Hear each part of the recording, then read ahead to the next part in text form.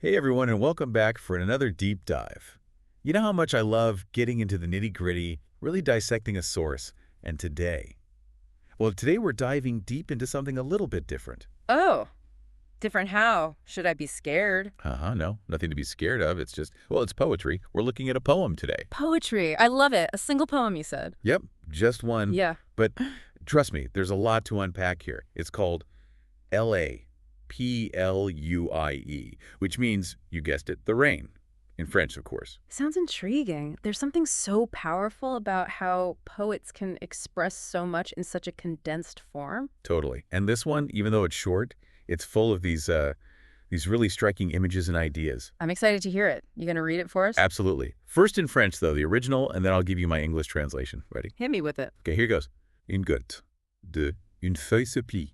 Un cercle se décrit. La pluie tombe. Je prie. Pour qu'elle dure, afin d'effacer les pourritures. Oui, pour qu'elle dure, je prie. Right. Even just the sounds of the words, even if you don't understand French, it's got this rhythm, this feeling to it. It's very evocative. Okay, so now for the English. I tried to keep it as close to the original as I could. So it goes, a drop. Two. A leaf folds. A circle is drawn. The rain falls. I pray that it lasts. To erase the rot. Yes, that it lasts, I pray. I love the simplicity of the language, but how much is packed into each phrase. Right, like we can practically see it happening, can't we? Those first few drops, then the leaf bending, the water making those little circles. Totally. It's so visual. But then there's this shift, this change in tone when the prayer comes in. Yeah, the je prie, I pray. Suddenly it's not just describing the rain anymore, is it? There's this emotional plea in there. Exactly. And it's repeated, oui, pour que dure je prie. That really emphasizes something, a real yearning for something. Makes you wonder, doesn't it? What's the speaker praying for so desperately? It has to do with this rot they mentioned, right? The rot they want the rain to erase. Yeah, the rot. I mean, on one level, it's literal, right? Rain cleanses, it washes away decay. Sure, but don't you think there's more to it than that? Like maybe the rot is a symbol for something else. Oh, absolutely. It could be anything that's holding the speaker back, you know?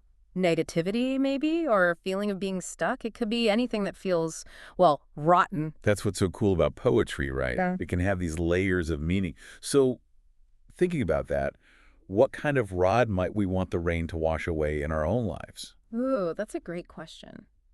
I think all of us have things we'd like to let go of, you know?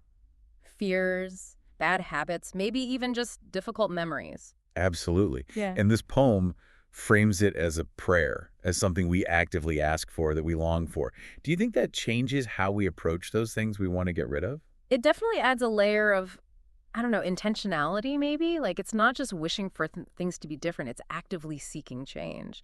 Praying for that cleansing rain, whether it's literal rain or something more symbolic. Makes you think about the power of prayer in a new way.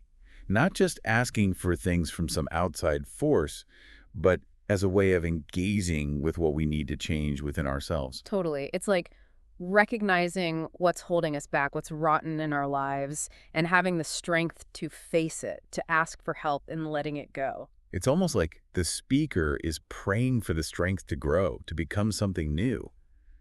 Do you think there are any other clues in the poem about the kind of transformation they're looking for? Well, I noticed how some of the lines kind of flow into each other, especially in the beginning where it's describing the rain. It creates this feeling of continuous movement. You're talking about the enjambment, right? Where there's no punctuation at the end of the line, so it just keeps going. Exactly. And I feel like that could be symbolic too, you know, like the speaker is seeking constant renewal, a continuous process of shedding the old and embracing the new. Wow, I never thought of it that way.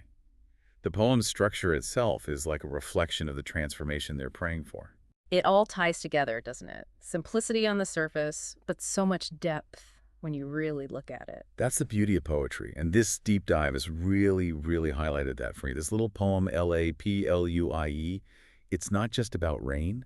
It's about acknowledging what's holding us back, finding the strength to face it, and praying, whether out loud or silently, for the courage to change, to grow. Absolutely. And who knows, maybe next time you see rain falling, you'll think of this poem and reflect on what rot you might want to see washed away. Maybe we all should. Thanks for joining us for this deep dive, everyone. And until next time, keep exploring, keep thinking, and keep those poetic minds open.